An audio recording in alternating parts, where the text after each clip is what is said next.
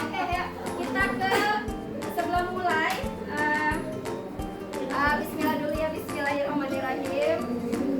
Ya biar lancar sampai selesai. Alhamdulillah, alhamdulillahirobbilalamin, wa bihi nasta'in, wa ala umuri muhammadin, wassalatu wassalamu ala asrofil anbiya'i wal mursalin, wa ala alihi wa sahbihi ajmain. Yang saya hormati kepala sekolah SD Koris Bawat 5 dan dewan guru, Bapak Ibu sekalian yang sudah bersedia meluangkan waktunya dan menyempatkan dirinya pada hari ini dalam rangka saya diseminasi tentang budaya positif di lingkungan kelas dan sekolah. Sebelumnya saya ingin menyampaikan kalau ini adalah bagian dari pendidikan saya sebagai calon guru penggerak. Insya Allah teman-teman yang nanti akan menyusul, amin, akan melakukan hal yang sama seperti saya. Boleh sebelum kita mulai ke materi kita stripping dulu ya. Biar matanya melek lagi, betul. Ya, biar membakar keringat lagi, membakar kalori ya. Ayo kita mulai diskusinya berjalan. Gak pernah olahraga, biar benar olahraga. Gitu ya, Bu Mida. Oke, siap.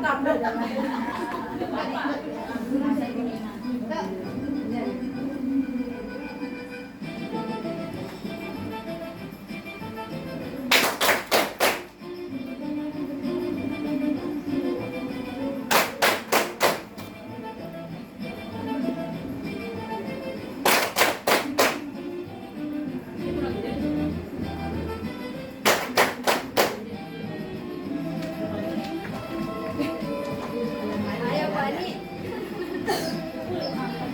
Ya olahraga siang, biasanya olahraga pagi ya. Lihat, bisa joget nggak? Kita masih ada yang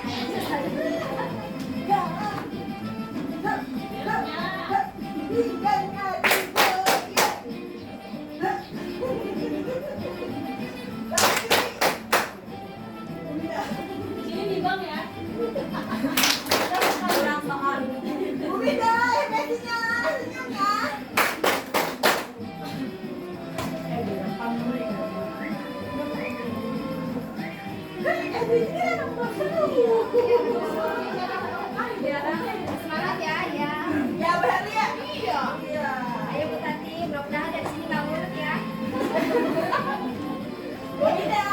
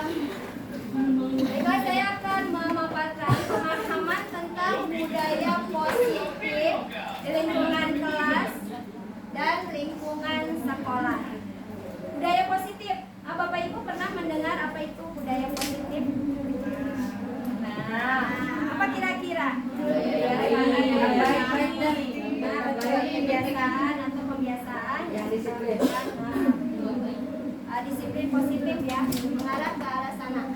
Nah, konsep-konsep budaya positif di lingkungan kelas dan sekolah intinya itu adalah perubahan paradigma belajar. Kedua, disiplin positif ketiga, motivasi perilaku manusia. Keempat, kebutuhan dasar. Kelima, posisi kontrol restitusi. Keenam, keyakinan kelas. Dan segitiga restitusi. Nah, itu merupakan konsep-konsep inti dari budaya positif. Selanjutnya berbicara. Nah, yang pertama yaitu perubahan paradigma belajar. Dalam kurikulum Merdeka kita mengenal pembelajaran berdiferensiasi. Tentunya Bapak Ibu sudah mengetahui apa itu pembelajaran berdiferensiasi ya. Ada yang bisa mengungkapkan pendapat apa itu pembelajaran berdiferensiasi? Saya Bu. Ya, Bu Tiara. Pembelajaran diferensiasi menurut saya adalah pembelajaran yang sesuai dengan kebutuhan peserta didik. Oke, tepat sekali Bu Tiara. Bebas buat Bu Tiara. Nah, betul. Pembelajaran berdiferensiasi itu pembelajaran yang memberikan pembelajaran sesuai dengan kebutuhan anak, ya. Jadi sesuai kodrat alam dan kodrat zamannya. Ya, anak memiliki karakteristik, keunikan, kebutuhan dan gaya belajar masing-masing. Nah, itu yang merupakan kodrat alam yang harus kita ketahui. Yang kodrat zaman itu sekarang kan perubahan zaman terus berkembang, ya. Pastinya dulu kita tidak mengenal HP, internet, sekarang kita mengenal itu semua. Nah, itu kodrat zaman kita sebagai guru harus bisa memberikan yang terbaik untuk anak, harus dinamis, mengikuti perubahan dan perkembangan zaman ya. Jadi guru juga harus tanggap terhadap teknologi. Jadi nggak boleh kalah sama anak, apalagi media sosial sekarang ya. Pembelajaran diferensiasi itu di mana murid ya harus kita berikan pembelajaran sesuai dengan kebutuhan dan kodrat alam dan kodrat zamannya untuk mewujudkan profil pelajar Pancasila. Nah, seperti itu. Selanjutnya Bu Tiara. Terdapat miskonsepsi tentang teori kontrol yang sebelumnya dari stimulus respon menjadi teori kontrol ya. Di sini ada gambar murid ya, ilusi. Kalau guru itu mengontrol murid, kemudian semua penguatan positif, efektif dan bermanfaat, lalu kritik dan membuat rasa bersalah mampu menguatkan karakter anak. Dan terakhir, orang dewasa dapat memberikan hukuman atau paksaan. Nah, itu dia. Nah, bagaimana sih stimulus respon yang tadinya seperti itu kemudian berubah menjadi teori kontrol? Ya, contohnya tadi semua kita berpikiran kalau anak tuh kita kasih hukuman akan mendapatkan hal yang sama atau mendapatkan pengakuan yang sama. Misalnya kita perlakukan anak yang satu dengan anak yang kedua itu kita kasih hukuman yang sama, tapi responnya nanti akan berbeda.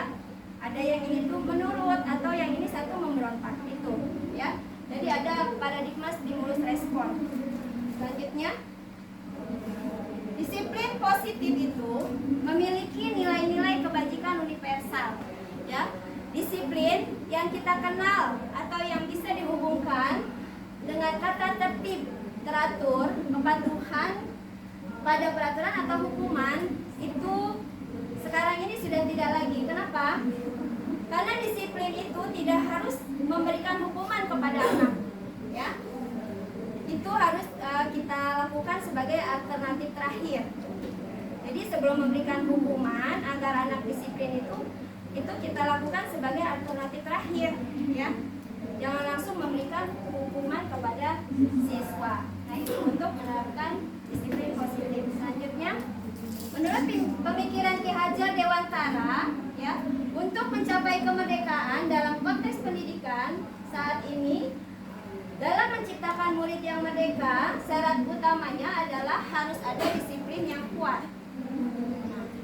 Harus ada disiplin yang kuat. Jadi untuk memerdekakan anak itu harus ada disiplin yang kuat.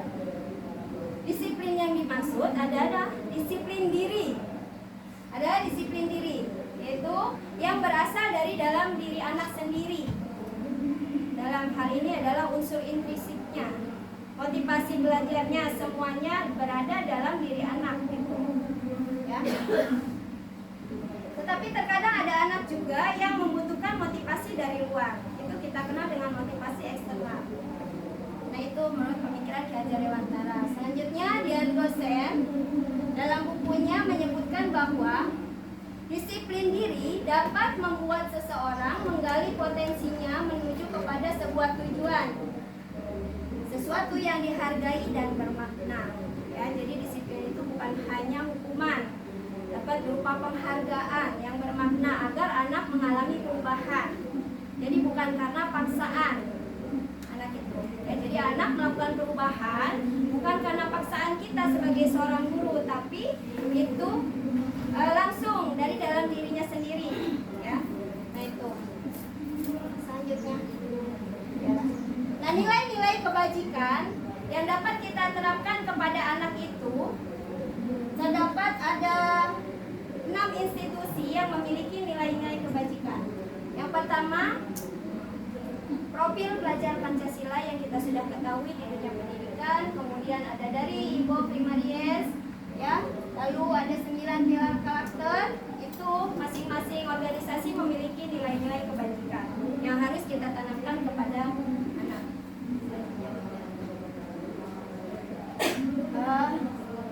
Yang keempat, tadi 3 kebajikan dari 3 institusi. Selanjutnya petunjuk seumur hidup atau keterampilan hidup. Jadi anak itu memiliki keterampilan hidup dan petunjuk hidup, ya, yang harus kita tanamkan kepada mereka. Yang kelima, the 7 essential virtues, yaitu nilai kebajikannya terdiri dari empati, suara hati, kontrol diri, rasa hormat, kebaikan, toleransi, dan keadilan. Itu merupakan nilai-nilai kebajikan yang harus kita tanamkan kepada seorang anak, ya. Nah, ini materi yang ketiga atau konsep yang kedua dari disiplin positif, yaitu teori motivasi, hukuman, dan penghargaan. Menurut Ian Gossen, 3 motivasi perilaku manusia, yaitu menghindari ketidaknyamanan. Jadi motivasi yang terdapat dalam perilaku manusia itu ada 3 macam. Yang pertama, menghindari ketidaknyamanan. Yang kedua, untuk mendapatkan imbalan atau penghargaan dari orang lain. Yang ketiga, menjadi orang yang mereka inginkan dan menghargai diri sendiri dengan nilai-nilai yang mereka percaya. Nah itu, jadi teori motivasi itu kita ada karena merasa tidak nyaman. Yang kedua itu karena ingin mendapatkan imbalan, ya, atau penghargaan. Nah yang ketiga itu ingin menjadi orang yang dihargai, gitu, atau mereka ingin menjadi apa yang mereka inginkan. Selanjutnya, ini materi yang ketiga, ya, dari konsep-konsep disiplin positif atau budaya positif. Keyakinan kelas. Kita selama ini di sekolah mengenal peraturan kelas, kesepakatan kelas, dan terakhir ini keyakinan kelas. Antara peraturan kelas dan keyakinan kelas itu memiliki perbedaan. Mengapa? Ya, di sini kita bisa mengetahui kalau dalam peraturan kelas itu, ya, kenapa tidak peraturan kelas saja? Kenapa harus keyakinan kelas? Jadi kalau peraturan kelas itu memiliki aturan-aturan spesifik yang harus dilakukan oleh siswa atau yang dapat mengatur laku siswa. Jadi anak harus mengikuti apa yang ada di dalam aturan tersebut. Itu peraturan kelas. Tapi kalau keyakinan kelas itu prinsip-prinsip atau nilai-nilai dasar yang diterima oleh semua anggota kelas berdasarkan kesepakatan yang telah dibuat. Nah itu keyakinan kelas. Lalu dalam keyakinan kelas kita membentuk atau menciptakan budaya untuk mendukung pembelajaran, ya, di mana diciptakan untuk membangun kepercayaan siswa kepada kita sebagai guru. Contohnya, ya, apa yang mereka lakukan ingin dihargai dan didengar, ya. Kalau tujuan peraturan kelas itu anak misalnya datang terlambat, itu kita kasih hukuman, ya. Anak harus datang tepat waktu. Tapi kalau keyakinan kelas kita tanyakan dulu alasannya, kenapa bisa seperti itu. Selanjutnya, ya, ini kita lebih tekankan mengapa keyakinan kelas itu penting, ya, karena untuk menciptakan budaya positif, ketika siswa merasa dihargai dan diterima, mereka lebih cenderung berpartisipasi aktif dalam pembelajaran. Ya, betul itu saya alami, ya. Jadi anak lebih percaya diri untuk mengungkapkan pendapatnya. Itu. Jadi yang kedua, mengatasi konteks yang lebih luas. Siswa saling mendukung. Ya, siswa saling mendukung dalam peraturan kelas. Jadi tidak karena paksaan, itu karena ada saling dukung. Yang ketiga, membangun hubungan, membantu mengurangi ketegangan dan menciptakan lingkungan belajar yang lebih harmonis. Jadi antara kita dan siswa lebih harmonis, ya. Jadi antara siswa dan guru terjadi keterikatan seperti orang tua dan anak lah gitu ya. Jadi ada hubungan yang harmonis. Selanjutnya mendorong kepemilikan, ya. Ketika siswa terlibat dalam pembuatan keyakinan kelas karena mereka yang membuat sendiri, maka mereka berusaha untuk melakukan apa yang mereka telah buat, ya, atau meningkatkan komitmen apa yang sudah musyawarahkan bersama. Nah, yang ini konsep inti dari budaya positif selanjutnya, yaitu 5 kebutuhan dasar manusia. Kita sebagai manusia punya kebutuhan dasar. Yang pertama itu penguasaan, kedua kasih sayang dan rasa diterima, 3 bertahan hidup, 4 kesenangan, 5 kebebasan. Selanjutnya itu Tiara. Nah, ya. Jadi kebutuhan bertahan hidup atau survival itu manusia dalam fisiologisnya membutuhkan kesehatan, rumah, dan makanan. Nah, kebutuhan biologis, manusia itu punya kebutuhan untuk reproduksi atau memiliki keturunan, ya. Itu suatu kebutuhan. Yang terakhir itu untuk bertahan hidup, psikologis meliputi kebutuhan perasaan aman. Jadi perasaan aman juga merupakan kebutuhan manusia untuk bertahan hidup. Yang kedua, kasih sayang dan rasa diterima. Nah, kebutuhan ini meliputi kebutuhan dan dukungan serta koneksi sosial. Di mana seorang anak biasanya ada yang membutuhkan perhatian, ya. Dia mencari perhatian kita nih, guru. Apa aja dilakuin, padahal dia membutuhkan perhatian gitu ya. Karena apa yang dia dapatkan, apa yang ingin didapatkan olehnya itu tidak didapatkan. Ya, dia ingin diperhatiin, dia ingin lebih dekat lagi dengan kita, itu dia tidak dapatkan. Nah, itu selanjutnya penguasaan. Ini anak yang ingin dihargai, yang ingin diakui kalau dia berprestasi, itu juga merupakan kebutuhan. Nah, itu merupakan kebutuhan penguasaan atau pengakuan. Ya, jadi anak berprestasi juga butuh pengakuan. Dalam dirinya itu ada hasrat ingin diterima atau ingin diakui kalau dia itu mampu. Semua anak. Kita pun sama kayaknya sebagai manusia seperti itu, ya. Jadi bukan hanya anak saja. Dan yang keempat itu kebebasan. Anak juga membutuhkan kebebasan. Apa yang mereka inginkan itu mereka mengeksplor dirinya. Itu kita sebagai guru boleh membiarkan mereka mengeksplor apa yang mereka inginkan, bebas gitu, ya. Lalu selanjutnya kebutuhan kesenangan atau merasa senang, fun. Ya, kita dan anak pasti membutuhkan, ya, untuk tertawa atau butuh hiburan. Kan nggak mungkin kita di dalam kelas cuma perhatiin guru aja yang lagi ngejelasin, atau nggak ada selingan hiburannya, permainannya, itu pasti anak akan jenuh, betul, akan jenuh. Jadi itu harus diberikan kebutuhan dasar manusia, ya. Kita bayangkan diri kita sendiri, kita pasti membutuhkan kebutuhan yang ada. Sama, anak pun demikian. Ya, kalau kita membangkitkan hal itu, insya Allah mudah-mudahan anak akan berkembang dengan sendirinya. Ya. Nah, ini menurut Glaser, kapasitas untuk berubah ada dalam diri kita. Jika kita dapat mengidentifikasi kebutuhan apa yang mendorong perilaku kita, maka perubahan perilaku positif dapat dimulai dengan mencari solusi untuk memenuhi kebutuhan tertentu dengan cara yang positif. Nah, itu. Jadi perubahan dalam diri kita itu datangnya dari kita sendiri, bukan dari orang lain. Ya. Apa yang harus dilakukan, yaitu tadi mengidentifikasi kebutuhan apa yang bisa mendorong perilaku kita untuk berubah, gitu ya. Selanjutnya ini restitusi atau 5 posisi kontrol kita sebagai guru. Jadi ada 5 posisi kontrol kita sebagai guru, yaitu yang pertama penghukum, pembuat rasa bersalah, teman, pemantau, dan manajer. Selanjutnya, sebagai penghubung, kita sebagai guru dalam memberikan posisi kontrol kepada anak itu, nadanya itu tinggi. Kalau kita guru sebagai penghubung, nada kita ke anak itu suaranya tinggi, keras gitu ya, mata melotot, jari menunjuk-nunjuk. Nah itu guru yang sebagai penghubung. Coba nanti kita lihat, kita koreksi diri kita. Kita ini guru yang bagaimana sih gitu ya?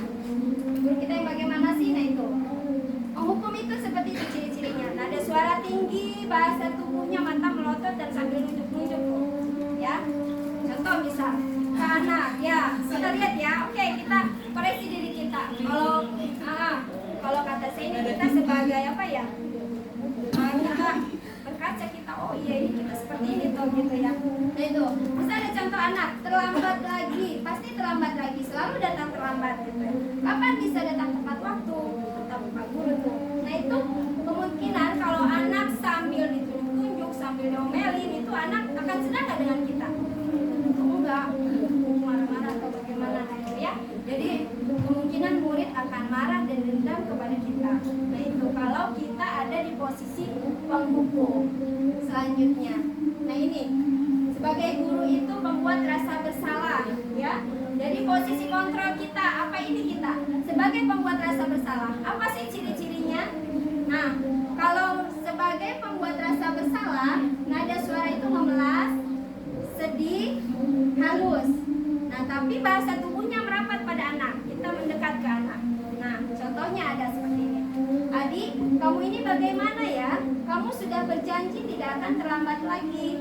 Kamu kenapa ya senang sekali mengecewakan ibu? Ibu benar-benar kecewa sekali sama kamu, kan gitu. Nah, itu merupakan murid akan bersalah karena sudah mengecewakan ibu gurunya. Nah, itu nanti akan menimbulkan dampak-dampak negatif ya kalau kita hanya membuat anak itu merasa bersalah. Nah, itu selanjutnya kita sebagai teman, posisi kontrol kita sebagai teman kepada anak. Itu nada suaranya ramah, akrab dan bercanda, tapi bahasa tubuh merapat pada anak, mata dan senyum jenaka. Contohnya, kalau kita sebagai teman kepada anak seperti ini. Adik, ayolah, bagaimana sih kamu? Kemarin kamu sudah berjanji pada ibu bukan? Kenapa terlambat lagi? Dia tertawa gitu ya. Ya sudah, tidak apa-apa, duduk di kursi sana, nanti Pak Guru bantu. Ya, kamu ini selalu begitu, misal ya. Nah, murid akan senang dan akrab dengan guru ini. Nah, yang mana tuh kita di antara 3 tadi? Penghukum, terus pembuat rasa bersalah, kemudian sebagai teman. Selanjutnya masih ada 2 nih. Ya, pemantau. Kita sebagai guru di kelas itu apakah termasuk yang pemantau? Contoh nada suara datar, bahasa tubuh juga formal kita sebagai guru. Jadi kita ya udah guru, saya guru. Nah ini murid gitu, formal bahasanya seperti ini. Adik, tahukah kamu jam berapa kita mulai? Tahu Pak, kamu terlambat 15 menit. Apakah kamu sudah mengerti konsekuensi yang harus dilakukan bila terlambat? Paham Pak, saya harus tinggal kelas selama jam istirahat. Mengerjakan ketinggalan salah. Ya benar, kamu harus tinggal kelas pada jam istirahat untuk menyelesaikan tugas yang tertinggal tadi. Saya tunggu. Nah itu kata Pak Guru. Nah kalau yang seorang pemantau seperti itu bahasanya. Nah murid memahami konsekuensi yang harus dijalankan karena melanggar peraturan sekolah, karena sudah kita ingatkan. Nah, selanjutnya yang terakhir manajer. Guru sebagai manajer itu nada suara tulus, ya kita tulus kepada anak. Kemudian bahasa tubuh juga tidak kaku. Kita menganggap anak itu sebagai ada hubungan yang dekat, ya mendekat ke murid, yaitu sebagai manajer kita seorang guru. Nah contohnya seperti ini. Adik, kira-kira bagaimana kamu memperbaiki masalah ini? Kata adik, baik Pak, saya akan memperbaiki masalah saya. Saya akan hadir tepat waktu. Kata guru, baik, ibu akan menghargai usaha kamu memperbaiki kesalahan. Nah, itu pada posisi ini guru akan mengembalikan tanggung jawab pada murid untuk mencari jalan keluar, tentu dengan bimbingan guru. Ya, nah itu sebagai manajer. Jadi kita sebagai guru itu di mana posisinya? Apakah sebagai tadi penghukum, pemantau, pembuat rasa bersalah, teman, atau manajer? Yang mana kira-kira Bapak Ibu? Penghukum. Ya, pembuat rasa bersalah, betul. Selama ini kita bertindak itu sebagai penghukum dan pembuat rasa bersalah. Jadi kalau kita bisa melihat dari 5 posisi kontrol tersebut, mudah-mudahan bisa kita berubah menjadi seorang manajer. Ya, manajer terhadap anak. Itu bisa mengontrol kedisiplinan anak. Contohnya yang terakhir, nanti ada video yang akan ditayangkan tentang 5 posisi kontrol yang akan contoh kita lakukan kepada anak ya. Nah selanjutnya materi tentang restitusi. Nah apa itu restitusi? Ya, restitusi itu menurut dosen sebuah cara menanamkan disiplin positif pada murid. Ya. Nah, restitusi merupakan proses menciptakan kondisi bagi murid untuk memperbaiki kesalahan mereka sehingga mereka bisa kembali kepada kelompok mereka dengan karakter yang lebih kuat. Jadi restitusi itu bukan hukuman. Kita menebalkan karakter anak ya, agar bisa diakui, agar bisa memperbaiki kesalahan mereka. Selanjutnya, nah ini segitiga restitusi. Yang pertama itu menstabilkan identitas. Kita tanyakan, ya, kita tanyakan kenapa kamu terlambat, gitu contohnya. Nah itu menstabilkan identitas. Kita tanyakan. Jadi jangan langsung anak datang terlambat nih, langsung kita kasih hukuman. Nah itu jangan seperti itu. Ya, tidak bisa memperbaiki kesalahan anak. Lalu yang kedua, validasi tindakan yang salah. Setelah kita menstabilkan identitas, ya, kenapa kamu bisa terlambat? Gitu. Terus kita tanyakan. Jadi jangan langsung memberikan hukuman. Kita validasi dulu tindakan yang salah itu, ya. Dicari akar masalahnya, ditanya alasannya dengan bahasa jangan ya sebagai penghukum atau pembuat rasa bersalah, tetapi dengan posisi kontrol yang bisa lebih dekat kepada anak. Yang ketiga, menanyakan keyakinan. Jadi setelah kita tanyakan apa itu sebabnya, kita berikan penguatan, tidak boleh seperti itu, lalu kita buat keyakinan. Kenapa bisa terlambat? Terus apa yang sudah dilanggar gitu? Keyakinan apa? Nah, selanjutnya. Nah, ini. Nanti ada menstabilkan identitas, kemudian selanjutnya itu contohnya berbuat salah itu tidak apa-apa seperti tadi yang saya ungkapkan. Selanjutnya ke video ya. Contoh dari selanjutnya kita langsung saja ke tayangan video contoh posisi kontrol sebagai seorang guru di selanjutnya, slide selanjutnya.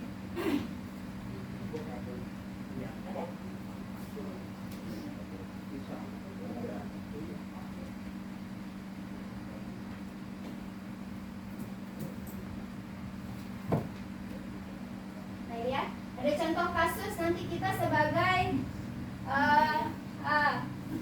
sambil skenario dengan murid saya di kelas 5A ya. Jadi ada anak yang ketika pekerjaannya dicontek oleh temannya itu dia marah ya, sehingga tidak bisa menahan amarahnya. Lalu apa yang kita lakukan sebagai guru? Nah tadi kita ambil 5 posisi kontrol yang paling baik ya. Jadi jangan sebagai penghukum atau pembuat rasa bersalah. Sebaiknya kita harus bisa menjadi seorang manajer ya, jadi bukan sebagai penghukum. Kita saksikan videonya. Nih. Ya. Videonya.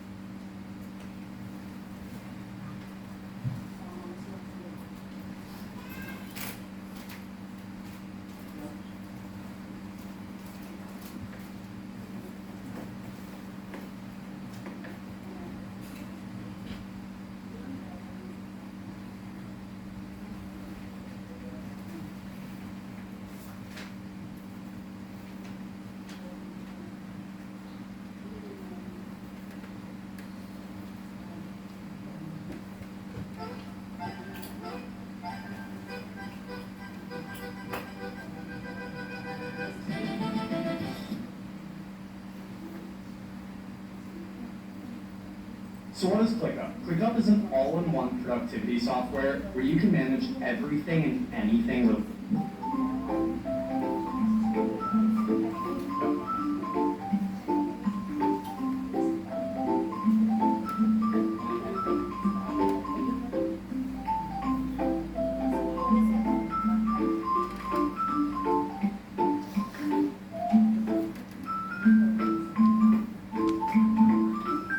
Jadi ini contoh segitiga restitusi atau 5 posisi kontrol yang harus kita terapkan kepada anak ya.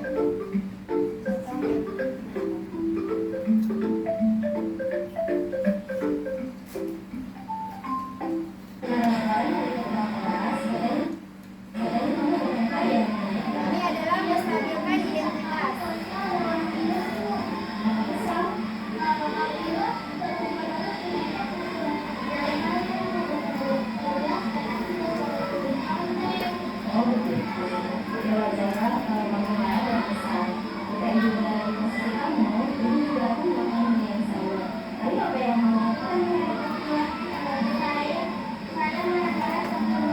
Tidak langsung memberikan hukuman.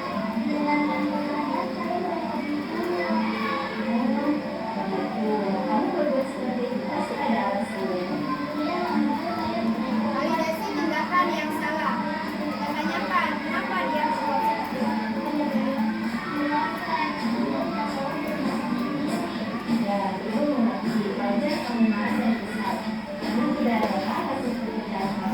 itu. Kita bilang itu wajar ya, karena tidak ada amanat yang wajar. Jadi kita tanyakan keyakinan apa yang sudah dilanggar.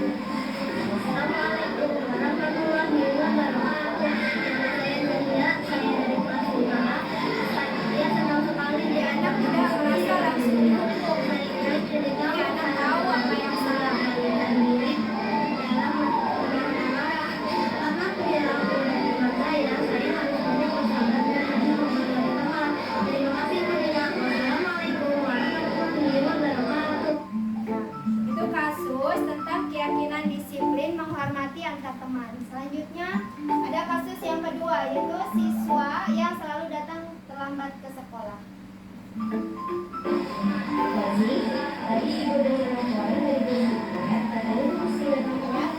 Selanjutnya identitas. Tanya kenapa dia terlambat. Kesalahan itu manusiawi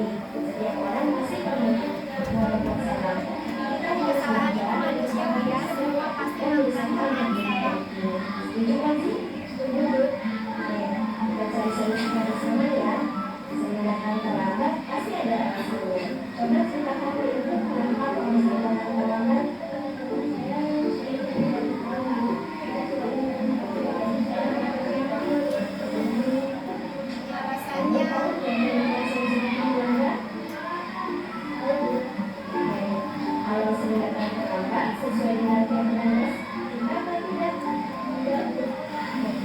Menurut kamu, prioritas apa yang harus kamu lakukan? Mendengarkan keyakinan. Menurut kamu, disiplin penting tidak untuk kamu? Penting untuk. Kenapa? Saya dapat menghargai waktu itu. Betul, menghargai waktu itu penting dan sangat bermanfaat untuk kita. Kita dapat menghargai waktu, dapat mengerjakan tugas tepat waktu dan peduli, ya. Jadi saya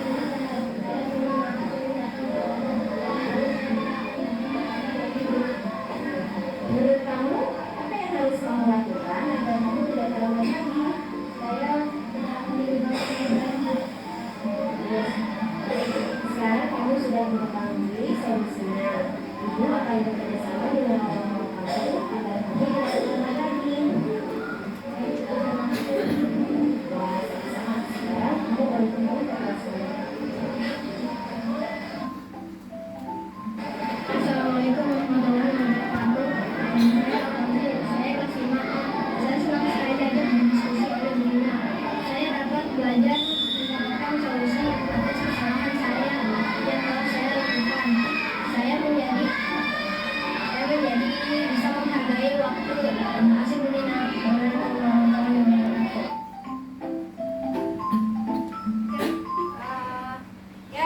Demikian ini contoh dari 5 posisi kontrol kita sebagai seorang guru, sebagai manajer, di mana kita tidak harus langsung menghukum anak ya jika membuat kesalahan. Nah itu kasus yang pertama itu anak terpancing amarah, akhirnya temannya yang salah yang bertengkar dengan dia lempar bukunya karena terpancing amarahnya. Nah itu jangan langsung kita hukum anak tersebut, tapi kita sebagai manajer kita dekatkan, kita lakukan menstabilkan identitas, validasi tindakan yang salah, lalu menanyakan keyakinan apa yang sudah dilanggar. Itu jadi sebagai seorang manajer, guru berbuat seperti itu, tidak langsung memberikan hukuman. Kedua itu kasus tentang anak yang terlalu sering datang terlambat ke sekolah. Kita juga tidak langsung menghukum anak tersebut. Kita tanyakan dulu, menstabilkan identitas, validasi tindakan yang salah, dan menanyakan keyakinan. Jadi anak tidak dendam kepada kita, justru merasa lebih dekat, ya. Itu posisi kontrol yang baik sebagai seorang guru, yaitu manajer, ya. Tadi, jadi dengan melakukan pendekatan-pendekatan dengan menerapkan 3 restitusi, ya. 3 restitusi dan menggunakan posisi kontrol yang terbaik. Selanjutnya Bapak Ibu, mungkin kesimpulannya kita sebagai guru harus dapat menanamkan karakter kepada anak, baik disiplin, akhlak, dan kelakuannya sehari-hari, baik di lingkungan rumah, sekolah, dan masyarakat. Jadi kita sebagai guru harus dapat memerdekakan anak berdasarkan kodrat alam dan kodrat zamannya, ya. Tidak lagi sebagai penghukum atau memaksa anak berbuat apa yang kita inginkan. Jadi seperti itu Bapak Ibu. Ada yang ingin ditanyakan atau kita bertukar pikiran? Oke, cukup ya. Selanjutnya kita akan insya Allah kita dapat melakukan perubahan menjadi seorang guru yang apa? Yang selalu menerapkan budaya positif kepada anak, insya Allah. Oke, kita semangat. Saya mau tepuk semangat dulu ya, biar kita bisa semangat menerapkan budaya positif di lingkungan kelas dan sekolah kita Bapak Ibu. Sebelum kita tepuk, oke ya, tepuk semangat ya. Oke, tepuk semangat, dang dang dang, ding ding ding. Oke ya. Nah, yang baru ya. Ya, semuanya bangun atau duduk? Oke ya. Ya, ya. Tepuk semangat. Dang dang dang, ding ding ding, dung dung dung, dang dang dang, ding ding ding, dung dung dung. Aha aha, aha aha, aha aha. Semangat. Ya udah, selanjutnya kita beri tepuk tangan atau kita pause materi kita. Demikian pemaparan pemahaman tentang budaya positif dari saya. Kurang lebihnya mohon maaf. Wassalamualaikum warahmatullahi wabarakatuh. Waalaikumsalam warahmatullahi wabarakatuh.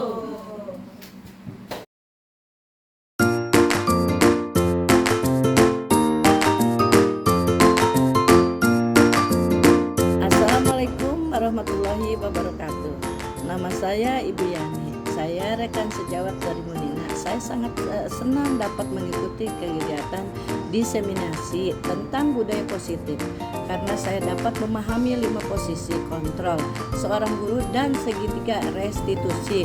Semoga diseminasi ini dapat diterapkan di lingkungan kelas dan sekolah kami. Terima kasih Bu Nina. Wassalamualaikum warahmatullahi